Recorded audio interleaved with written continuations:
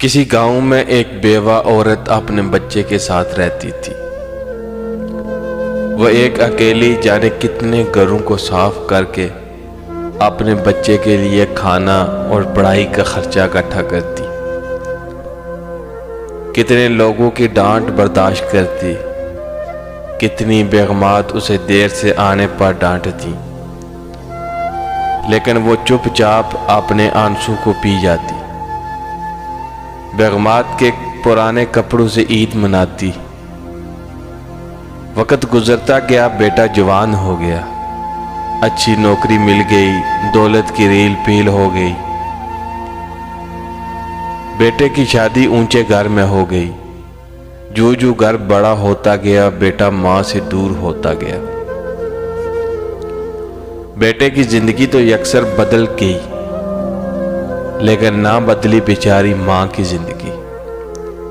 پہلے وہ دوسروں کے گھروں میں کام کرتی تھی، اب بیٹے کے گھر میں صفائی ستھرائی اس کے ذمہ تھی۔ سارا دن کام، کپڑے دھونا، گھر کی صفائی، کچن کے برتن، سب ماں کی ذمہ داری تھی۔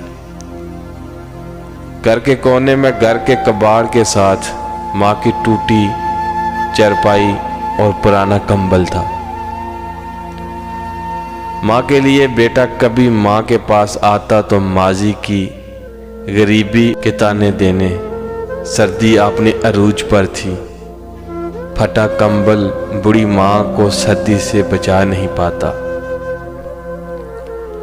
وہ سوچتی کہ بیٹے سے کہوں بیٹا مجھے نیا کمبل لے دو، جانے کتنی مرتبہ وہ یہ سوچ کر دروازے سے واپس لوٹ جاتی۔ پتہ نہیں میرا بیٹا پریشان نہ ہو، اس پر بوجھ نہ پڑے، مگر بلا کی سردی نے ایک دن اسے مجبور کر دیا۔ اس نے ڈرتے ڈرتے آخر کہہ ہی ڈالا، بیٹا سردی بہت ہے اور میں بوڑھی ہوں، پھٹا کمبل سردی نہیں روکتا، مجھے نیا کمبل لے دو بیٹا۔ بس پھر جیسے بیٹا تو لڑائی کا انتظار میں ہی تھا۔ بیگم سے مخاطب ہوا، دیکھو میری ماں کو کتنا خیال ہے، ہمارا تیری شال پچھلے سردیوں والی ہے،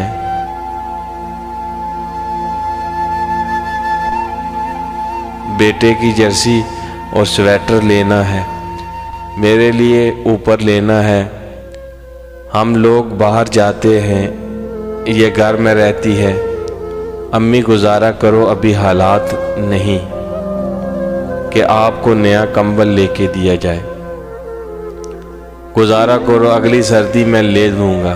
ماں چپ چاپ چلی گئی اور پرانے کمبل اور ٹوٹی چارپائی پر لیٹ گئی۔ سردی نے بوڑھی ماں پر ایسا حملہ کیا کہ تھر تھراتی کانپتی اللہ کو پیاری ہو گئی۔ ساری زندگی دکھوں سے لڑنے والی سردی سے نہ لڑ پائی اور زندگی کی بازی ہار گئی۔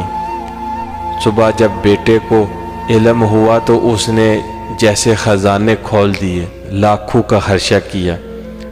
لوگ اش اش کر اٹھے کہ دیکھو کتنی محبت کرتا ہے بیٹا ماں سے، مرنے کے بعد بھی لاکھوں کا خرچہ کیا ہے۔ پلیز زندہ ماں باپ کی قدر کیجئے۔